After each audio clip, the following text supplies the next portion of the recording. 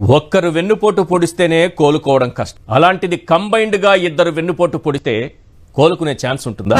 ఒరేయ్ నువ్వు ఏం మాట్లాడుతున్నావురా? అసలు నీ మాటలకి ఏమైనా అర్థం? సీక్రెట్ చెప్పారా నీకు దానవరా బాబు. పిఠాపురం వర్మ పరిస్థితి ఇప్పుడు ఇలానే ఉంది. ఎదవ క్వశ్చనింగ్ లేకుండా లగెత్తుకుని వచ్చి ఎందుకు గడుస్తున్నావు చెప్పు. వాడు మామూలుడు కాదు, వదలడు కదా. అతని పరిస్థితి చూసి జాలి పడటం, ఏం మాట్లాడుతుంటావు? పొద్దు పొద్దున్నే తాగుండావా?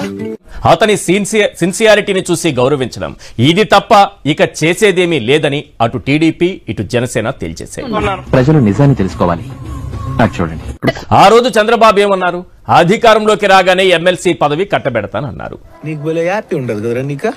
నీకు సమ్మగా ఉండదు అని పల్లి సక్క తింటా నవ్వుతా చెప్తా ఉండవరా నువ్వు?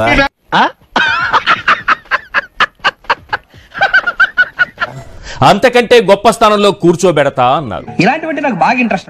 పవన్ కళ్యాణ్ అయితే నా గెలుపు నీ చేతుల్లో పెట్టా అన్నారు. గెలిచాక నీ వల్లే గెలిచానని ఆకాశానికి ఎత్తారు. నేను రియల్ గా మాట్లాడుతున్నాను శివారెడ్డి. ఇప్పుడు ఏమైంది? ఎమ్మెల్సీ సీటు వస్తుందని ఆశగా ఎదురు చూసిన వర్మకు కోలుకోలేని వెన్నుపోటు ఎదురైంది. అటు చూడు బే. ఎన్నిసార్లు చెప్పాలిరా మీకు? మనుషులా పశువులా? అసలు షేక్ ఇమామ్ గారి టెన్షన్ లో నేనుంటే మధ్యలో మీ కూడా ఏంటరా?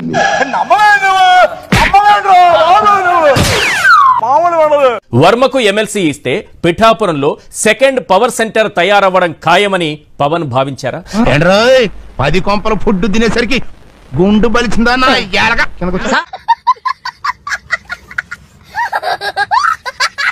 అందుకే వర్మకు ఎమ్మెల్సీ సీటు దక్కకుండా పక్కా స్కెచ్ గీశారా? పెండెం దొరబాబును పార్టీలో చేర్చుకోవడం వెనుక పవన్ వ్యూహం అదేనా? నీకు మూలశంక ఉన్నట్టున్నది.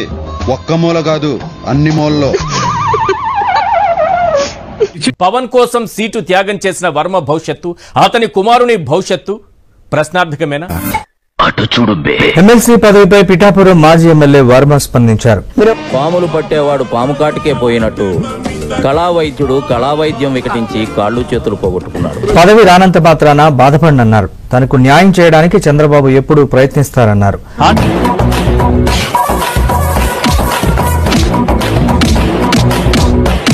కొన్ని సమీకరణాల వల్ల ఈసారి పదవి ఇవ్వలేకపోయి ఉండొచ్చన్నారు.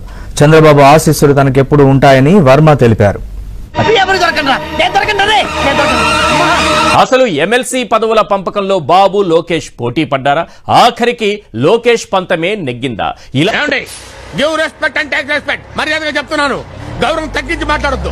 మీకు మామూలుగా వెన్నుపోటు గురయ్యి అన్యాయం అయిపోయిన వాళ్ళ గురించి మాట్లాడాలంటే ముందుగా ఎన్టీ రామారావు గారు గుర్తుకొస్తారు. ఓహో, కంబైన్డ్ వెన్నుపోటు ఇది కొత్తది పిఠాపురంకు సంబంధించి. ఇప్పుడు రాజకీయాల్లో జరుగుతున్నటువంటి పొరపాటున మనిషి జాతిలో పుట్టారు.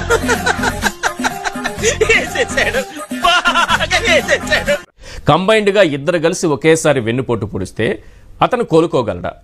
Doctor, what's the problem? You talking about the patient? Total గా బ్రెయిన్ దోబింది. దీనికి పవన్ కళ్యాణ్ గారే అడ్డుపడ్డారు. వర్మకు ఎమ్మెల్సీ సీటు లభించకుండా. చూస్తున్నా, అన్ని అబ్జర్వ్ చేస్తున్నా. పెండెం దొరబాబును తీసుకొచ్చారు. ఇవన్నీ చూసిన తరువాత ఒకటే పాయింట్, రాజకీయాల్లో హత్యలుండవు, ఆత్మహత్యలు మాత్రమే ఉంటాయి అని అంటారు. పుండుని కాకి పొడుస్తున్నట్టు పొడుస్తున్నారా? రాజకీయాల గురించి పూర్తిగా తెలిసిన వాళ్ళు చెప్పేటటువంటి మాట. వర్మ విషయంలో అదే జరిగిందా? ఇప్పుడు వర్మ పరిస్థితి ఏంటి? రాజకీయ భవిష్యత్ ఏంటి? అతని కుమారుని రాజకీయ భవిష్యత్ ఏంటి? ఏం మాట్లాడతావు నువ్వు? ఏం మాట్లాడతావు? ఏదో రోజు మీరు కలెక్టర్ అవుతారు బాబు, కలెక్టర్ అవుతారు. వీడేంటి తెగ ఫీల్ అయిపోయాడు? పిఠాపురంలో పవన్ పాతుకుపోవడానికి వేసినటువంటి ఎత్తుగడలో భాగంగా వెన్నుపోటు తప్పలేదా వర్మకు? ఒకటి. రెండోది, ఇక మిగతా ఇచ్చిన వాటిలో, ఎమ్మెల్సీలు ఇచ్చిన వాటిలో వైఎస్ఆర్సీపీ నుంచి చాలా మంది జంప్ చేసి అక్కడికి వెళ్లారు. వాళ్ళందరికీ చెప్తున్నా, నీకు ఓపెన్ చెప్తున్నా కదా, నీ ఉద్దేశం నాకు అర్థమైతా ఉంది. నువ్వు ఎందుకు మాట్లాడుతున్నా నాకు తెలుస్తా ఉంది. ఏం ఫీల్ ఉండదు బాబా. అందరికి కూడా హామీలు ఇచ్చారు. వారందరికి కూడా ఒక ఇది కూడా వెన్నుపోటు లాంటిది అనుకోండి, లేదంటే ఒక జలక్ ఇచ్చారు. అయిందా? బాగైందా? ప్రతిదానికి ఓవర్ ఎక్స్ప్రెషన్. నిజమా? అంతకంటే ఇంకేం కావాలి సార్?